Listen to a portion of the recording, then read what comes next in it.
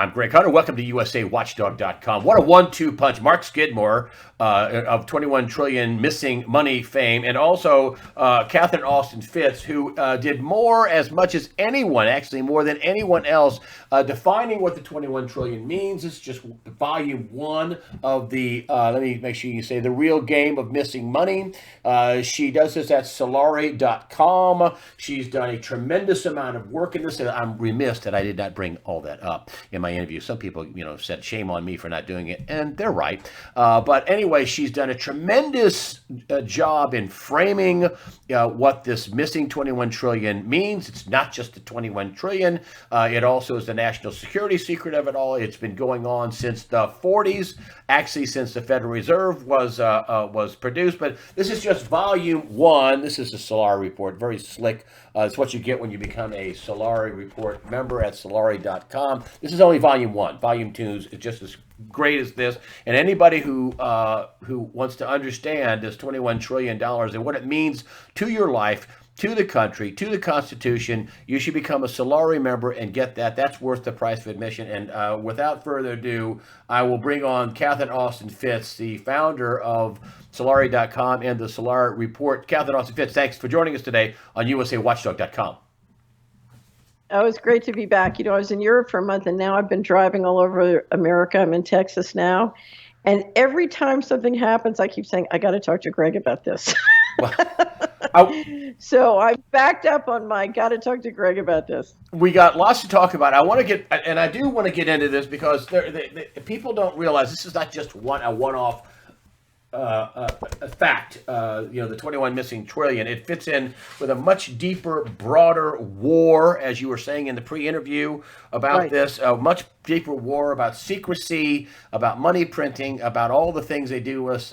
We the people in the background. But I want to start with this Putin. Let's start in a peg where he says, the dollar is going to crash soon. What's he talking about? Do you agree with that? So what Putin said is that the weaponization of the dollar and using the dollar for political agendas and the economic sanction is hurting the dollar. And Putin and the Russians and the Chinese have been building payment systems to go around the dollar.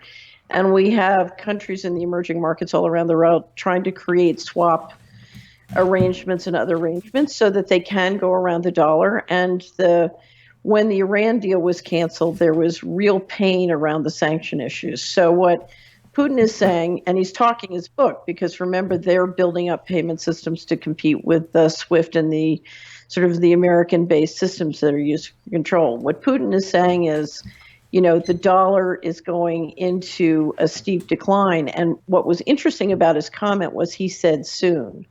Now, Greg, if you and I were going to try and project the decline of the dollar as reserve currency, we would look at certain statistics. But the most important intelligence we would look at is what the flow is on the alternative payment systems, as well as military intelligence. What is the ability of the U.S. military versus the Russian or Chinese military to defend the dollar position?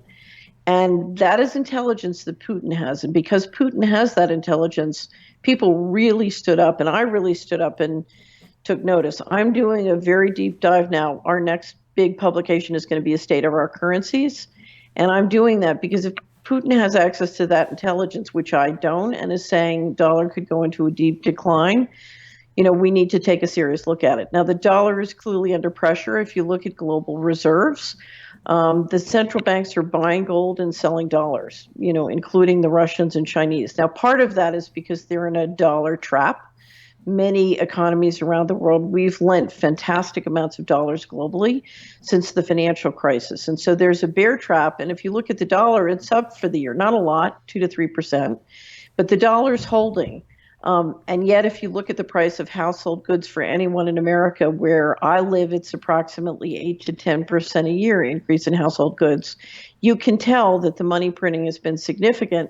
And we're on, if you look at what the Fed's doing in the repo market, we're really on the next QE.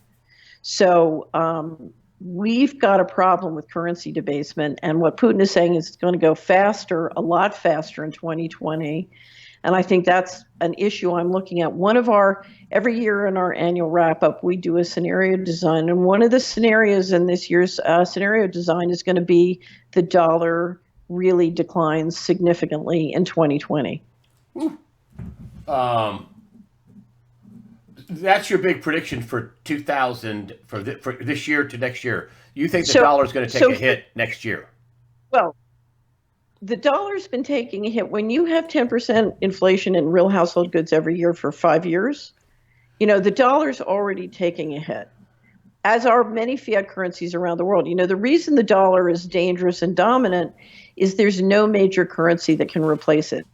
If you look at the euro, if you look at the Chinese, there's no, conceivably the yen could provide some liquidity away, but it's very hard to come up with a global currency that can be an alternative. So that has really supported the dollar because it has such a huge market share, both in trade and traditionally as reserves. But what I'm telling my subscribers is we need to be prepared. And I don't know if it's 10% or 20%. That's why I'm doing this research now. Let's give it a 10 or 20% chance in 2020. You need the ability to withstand a scenario where the dollar, instead of getting 10% inflation, we've got 20 or 25% inflation in real household goods. So I'm saying you need to be prepared.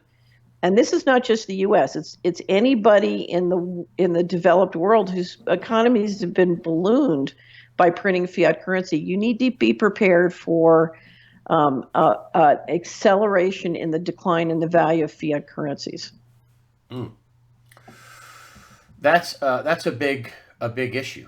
You're saying that the real inflation rate, and let's back up.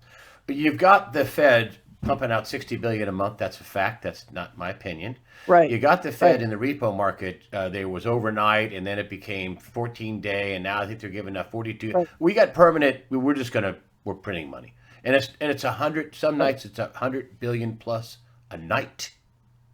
Some people say a couple of $1 trillion has been created so far since they've been doing this since around September. So anybody who's been watching you and me talk for many years, because you're my favorite show to do, but anybody who's been watching has been knowing you've been saying the dollar's weak, and I've been saying no, the dollar's strong. So I've been saying for many years the dollar's strong. This is the first time I've started to see the potential for a crack in the armor, and as I said, that's why I'm doing the deep dive, because I don't have access to the intelligence Putin has. At the same time, Putin's talking his book, so I don't trust him. Now, he wouldn't say something like that unless the syndicate that backs him, was saying that. And my big concern is, the globalists want the dollar ultimately to fail, but they don't want it to fail until they're ready to go with alternative systems. Now, I didn't think the payment systems were in position to take real liquidity and size by 2020. I could be wrong. And that's what I'm trying to figure out right now. But I think we have to be prepared for the potential for a more serious decline than we've been dealing with for the last 5 years. The dollar is under pressure. And as you and I know, because we've been talking about FASB 56 and the 21 trillion, the dollar is not what it used to be. I mean, if you look at the integrity behind the dollar, it's not there. The strength of the dollar coming out of the financial crisis, because, people in the financial crisis, because of the American institutions have pumped out so much fraud to the world, people expected the dollar to decline. It didn't, because everybody ran to safety. What was safe? Treasuries. But if you've read The Real Game of Missing Money, which, we did this big article for the investors to do due diligence, the arrangements behind the dollar and the Treasury market do not have integrity. And the integrity, the sort of deceleration of integrity in the dollar is very significant and serious. Now, again, what I say is, where else are you going to go? Because the euro isn't there. I think what the central bankers are trying to do is come out with digital currencies that somehow can replace this. But it may just be possible that we have so many countries around the world working on alternative payment swap systems that we just try and, we go into a slower decline, and then it's a multipolar world and multipolar currencies. This could go very many different ways, and that's why I think it's very important you not bet the ranch on any particular scenario of the future, but be prepared to be more resilient in terms of it's not just finances. It's you got to be more resilient in terms of safety. Because the concern for me is if you have this kind of breakdown in the rule of law that we're seeing with FASB 56 in the Treasury market, it's not going to take long till that works its way into your neighborhood. You're talking about lawlessness, chaos, right? Thieving, stealing. You got it. I'm talking. If you look at the dependency of this country on organized crime, it's very significant, and it's in every county, whether it's the mortgage fraud or the drugs, it's in every county in America. And we have drug gangs in most counties in America, and the financial system is very dependent on this. This is why you and I have talked about my red button story many, many times. So we have organized crime networks around this country, and the reality is when cash flows dip, those, the fraud rises. I'm dealing with massive amounts of cybersecurity issues. If you look at all the different municipalities that have been hit with ransomware, whenever you get into a kind of situation where you have a deterioration of the rule of law, the organized crime guys go to work and take advantage. I will say, and I don't want people to misinterpret this because I'm not that big of a fan of Putin. I don't think he's the savior. A lot of people that have run against him, a lot of journalists in Russia have died with, gunshot wounds to the head, suicide. Right. And you can't have USA watchdog, Russia watchdog, and criticize the government. Same thing with China. The blooms off that rose. They're totalitarian, communist. Wait till they crack down on Hong Kong, which just voted for democracy, incidentally. But anyway, the long and short is this. And so my disclaimer, Putin's not a great guy, but he does say stuff that you should pay attention to. And the last... Well, here's the question. Is Putin just pushing the syndicate's book and doing what the syndicate wants now that they think they want to accelerate the changes in the payment system? Or does he just really have intelligence that we don't? Because Putin generally does not bluff. He's pretty careful and judicious about the bluffs.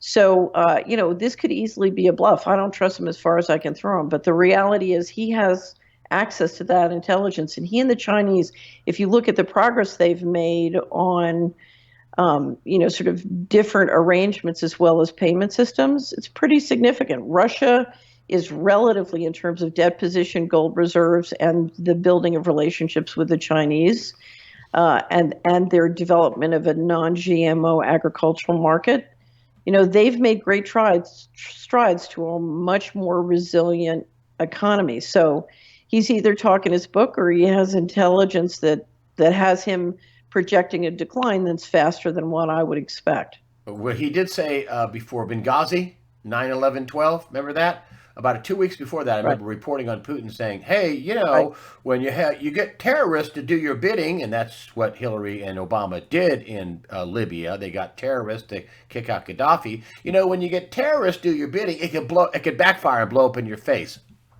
And what happened? Benghazi.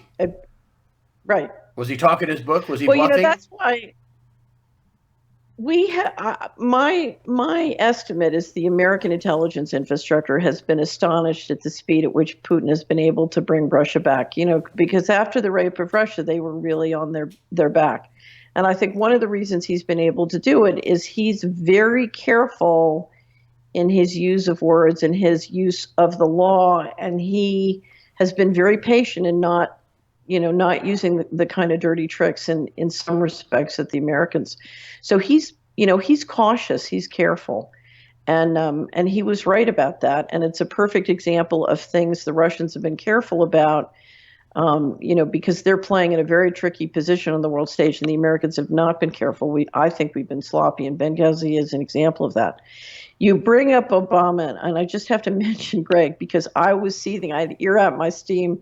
I really wanted to talk to you about it. Obama said the other day, he criticized the tech companies for being responsible for creating inequality. And I'm not saying that new technology doesn't contribute, but this is a man who gave $24 trillion to the banks and is responsible for the biggest chunk of the missing money. 6.5 trillion going missing from DOD, and I think about 300 billion in 2015, the last full financial year of Obama. And, for Obama, I don't know of any human being in America who's contributed more to inequality than Obama. And for him to try and lay it off on the tech companies speaks to a hubris. It's either complete ignorance, which is hard to believe, or a hubris, which is off the charts. Right now in America, do you know what the average interest rate the American people pay on their credit cards? Hit me. 17%. 17%. 17%. What do you think JP Morgan? Well, given what's going on in the repo market, JP Morgan Chase is probably paying negative. At max, they're paying 1 or 2%, depending. But if you have huge institutions that can get their capital essentially for free or almost for free, including out of your and my pension funds, and we're paying 17% for capital, how long do you think it's going to be before they own everything? And that's what this game is really all about. I mean, we talk about the 21 trillion, and I want to sort of hold this up. This is just volume 1 of this. And you lay it out in a cartoon, but it's no cartoon. It's a game for keeps. Basically what the bankers want is everything. They want the houses. They want they get down here and whoops, bing, they own it all. But this has been going on. Well, no. It's worse than that because. Okay. And this is why I've been fighting this, because this is not about money. It's about whether we're going to be a human civilization. So in the real game of missing money, every year we do this scenario design. And if you look in the real game of missing money, our scenario design, we pick 2 variables and lay them out to create 4 scenarios. And the big variable is, are we going to be a human civilization or not a human civilization? So, my new poster for the My 21 2020 campaign about the missing money is basically an attack on a congresswoman who grilled Ben Carson over transgender. And what I said on my Twitter feed this morning was, while this congresswoman is fighting to make sure that gender or genital mutilation and occult practices are safe in America, she doesn't care about the fact that her constituents are missing $65,000 per person, and a piece of that's from HUD. HUD is missing $750 billion. But she doesn't care. She just wants to make sure, that young people can get hormone therapy and, and just get mutilated. It's insane. And you have several posters. This is the one that I like. Dear Congressman, I don't need a Green New Deal. I'd rather have that $21 trillion back. And that's what we're talking about. This is not any kind of. This is what I wanted to talk to you and talk to Dr. Mark Skidmore. Is that enough of the potato? This is a fact. This happened, right? And nobody wants to recognize it. Everybody wants to ignore it, including all of academia. And I even asked. But this is going to have real consequences to everybody. But go ahead. And so we're coming into a campaign. And one of the things I will say about a campaign, the kind of campaign we have every few years that includes presidential, some Senate, and congressional testimony, Greg, is Americans really get out and talk about what they care about. And so we see the 2020 campaign as an opportunity to talk about how we get that $65,000 per person back. Yeah, and that's just want to hold this up here. This is what you have multiple posters on. Don't raise my taxes. So every week, if you go to Solari.com, what you'll see is we post a new poster every week. It's up at missingmoney.solari.com. You can find it. And so every week it's to bring it down to your issue. So we have one that says about the money missing from my pension funds, just get the 21 trillion back. We have another guy saying don't raise my taxes, just use the 21 trillion. So what we're trying to focus people on the fact is there are vehicles to get this money back. And let me explain how. There are records. It went someplace under the law. You can establish where it went. Now, here's what's interesting. Let's talk political leverage.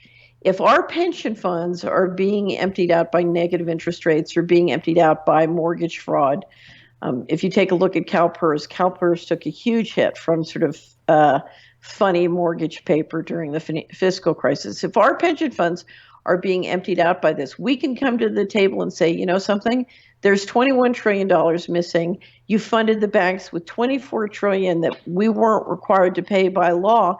Why is it so hard to put $5 trillion to fund American pension funds, to fully fund them? Okay, so you can get it back using it as political leverage. This is very, very important. One of the reasons I've worked for 30 years to get this documented and to everybody is when the time came, whether it was, you name the liabilities, whether it was Social Security, pension funds, all these things, water systems for Flint, Michigan. We're going to be doing a poster on that. I wanted to make sure that people could come to the table with this leverage and say, wait a minute. Don't say there isn't any money. 21 trillion just got disappeared. I want that counted. That's number one. Number two, there is something called a common law right of offset, which the Department of Justice uses. I have a long history in watching and dealing with the Department of Justice using a common law right of offset. And that's where if a contractor or a bank working as depository through the New York Fed for a government agency has been affecting illegal transactions, you can assert common law right of offset and claw that money back. They're liable for the full, I believe, 21 trillion or whatever the real number is. Because if you look at the problem we have the counting, it could be more, it could be less. But whatever that number is, they're liable. JP Morgan Chase in 2018 had $32 billion of net income. $32 billion a year of net income for the next 20 years. That's a lot of money that could fund pension funds. Now, the shareholders can say, and because some of those pension funds are shareholders, in some respects, this is a big circle, but they are liable. And I think the time has come before people literally go homeless in the streets, where people go without health care insurance, where people go, without decent education. The time has come to say, where is that $21 trillion? And let's rebalance the equation. Do you think that there's a single person in Congress or Senate, let's say the Senate, do you think there's a single person in the Senate that doesn't understand the 21 trillion missing?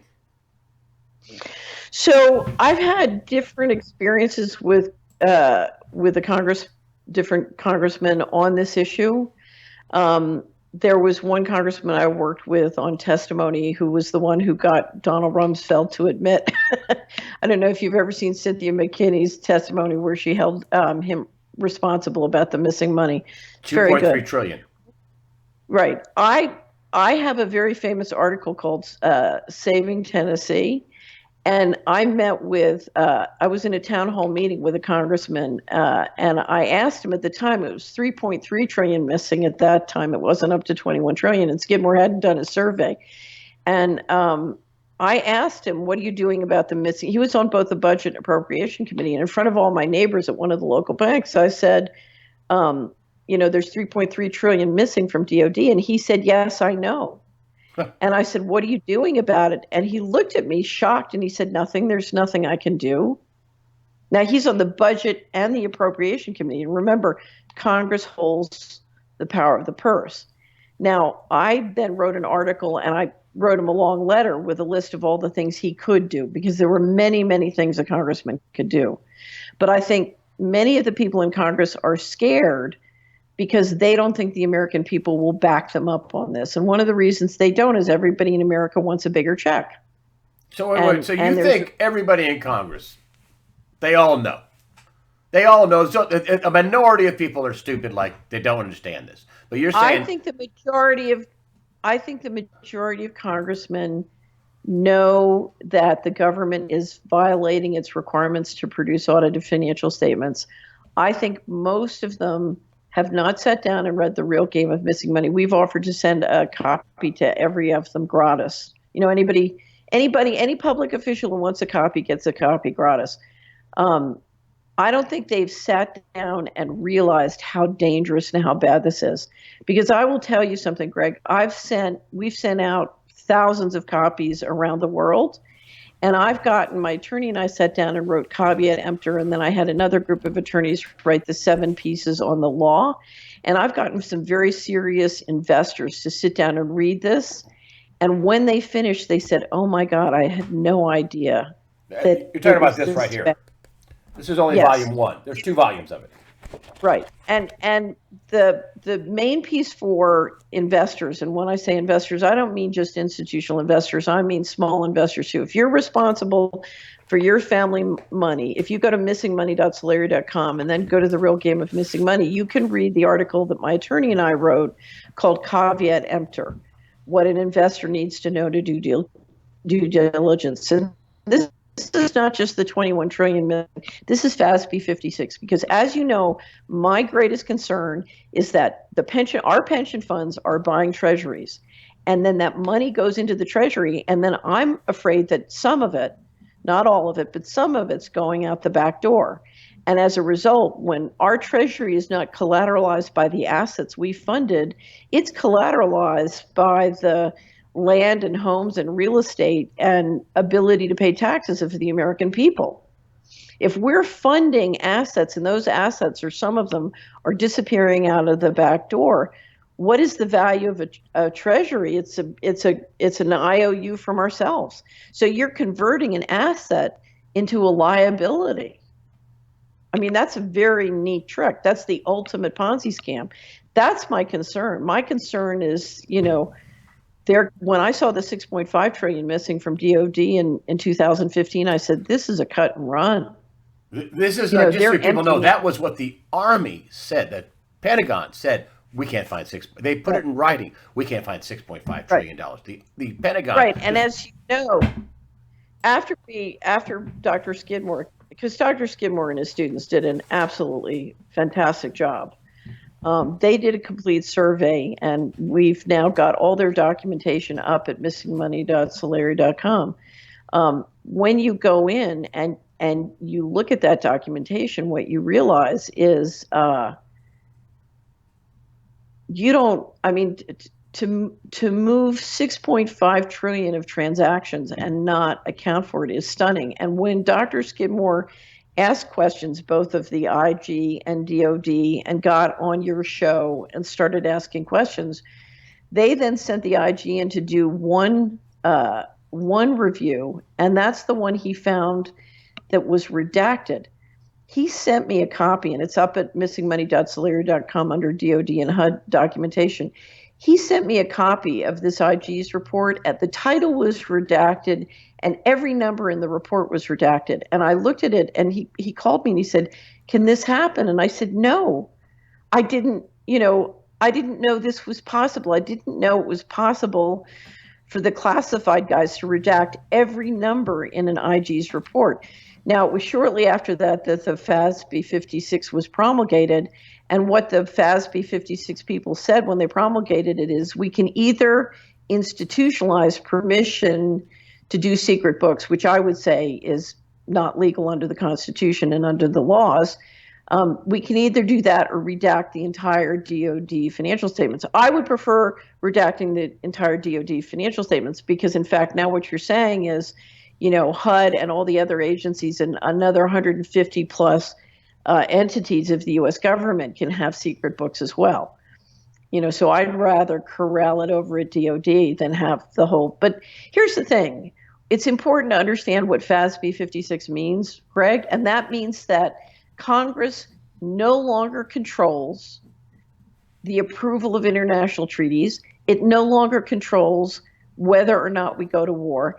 It no longer controls who and what is going to fight in our army. We now have an infinite amount of money, as long as the dollar holds, to finance secret armies, mercenary armies, corporate armies. We don't even need another sovereign nation's armies. Now we can finance an infinite amount to private mercenary armies to do our bidding around the world. So Congress has lost control of the purse. Congress has lost control of international treaties, and Congress has lost control of whether or not we go to war. So what is it Congress does? Wow. Right. In other words, FASB 56, the financial accounting, what is it? The FASB, Federal Accounting Standards Board? Federal Accounting Standards Advisory Board. Advisory Board. So FASB 56 is not about accounting, and it's not about secret money. It's about who controls the U.S. government.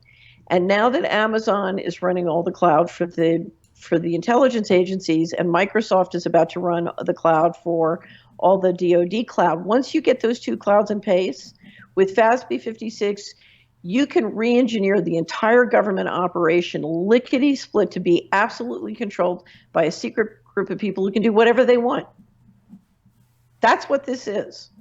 You know, the Amazon cloud, the Microsoft cloud, click, click, click, and FASB 56, and you know, that's it. It is a complete coup d'etat. We go from a financial coup d'etat to a complete coup d'etat. And so Congress is nothing more than a figurehead body doing the stupid things like trying to make up enough crap on some president to impeach him because they don't like his little symbol. I would say not yet. And the reason is, and we don't want to get there because we have some great people in Congress. So let me describe some great people in Congress. Rand Paul and his dad before him when he was in Congress. But Rand Paul is a remarkable legislator and a very, very courageous one. And he's in the Senate. You have Thomas Massie, who's also from Kentucky. You know, Kentucky may just save our bacon. You have Thomas Massie in the House, who I think is one of the best freshman congressmen. I guess he's not a freshman anymore, but one of the best congressmen. I'm a big fan of Marcy Kaptur, who's a Democrat, so she and I disagree a lot. But on financial responsibility and financial disclosure, she's excellent. She's up in Ohio. You know, and there are a smattering of other people. So there are good people in the Congress. And the reason we're doing the My 21 2020 campaign is I want everybody to get out there to the town hall meetings and get into their congressional staff and congressmen. And I want them to start saying, we will support you if you get this money back. Do not be afraid of JP Morgan Chase and the New York Fed member banks. Do not be afraid of the Fed contractors. What do we need to support you to help us get this money back? Because we don't need a Green New Deal.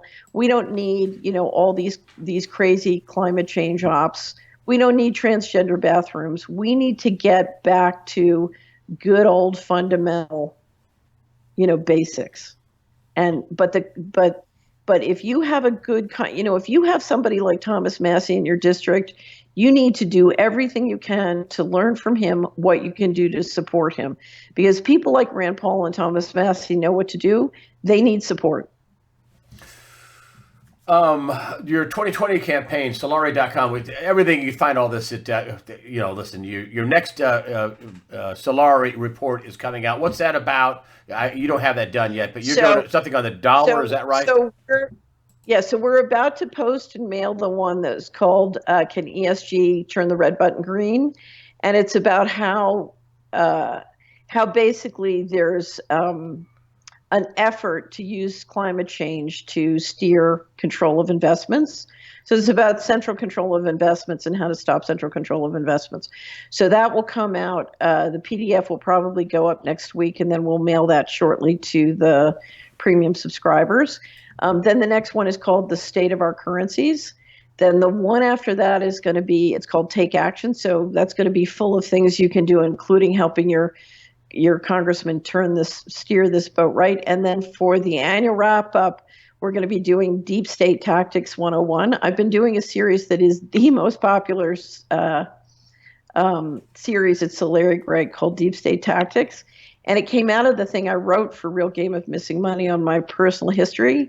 And it's on all the day-to-day tactics they use to implement central control and keep us from getting the 65,000 per person back. So Deep State Tactics will be the annual wrap-up. So can ESG turn the red button green? State of Our Currencies, Take Action 2020, and then Deep State Tactics 101 is the rollout. And, you know, you pay me nothing for this. I just think you're smart, and I think your publication is great. I mean, but you also have a bunch of interviews along with your subscription and all kinds of other stuff. Right. You're just highlighting the big stuff. Your site's packed full of stuff, and you don't even have to subscribe. You put a significant amount of free stuff out on Solari.com, and of course you have the Solari Report. So you put a significant amount of stuff. All the missing money stuff is free. You can go find, you know, Yeah, and whenever we interview a public official, we make that free. We feel that's part of the public debate, and people shouldn't have money charged for it. But so there's a significant amount of free. Our tagline is actionable intelligence for a free and inspired life. So our agenda is we want individuals to be free. We do not want to live in an inhuman civilization. We want to live in a human civilization. So we believe every individual is free by divine authority and right. And we're interested in helping each other as a network, build the kind of financial and resiliency. We do a lot on healthcare, but our goal is that you live a free and inspired life. And one of the reasons we do the quarterly wrap up is we want to make you very, very smart about what's going on with as little of your time as possible. When I was I used to be an investment advisor to help individuals. Now I just do a screen. Our investment advisory company does an ESG screen. But I used to always tell my clients, I want you to be able to cover the news with as little of your time as possible, so you can spend all your time playing with your kids.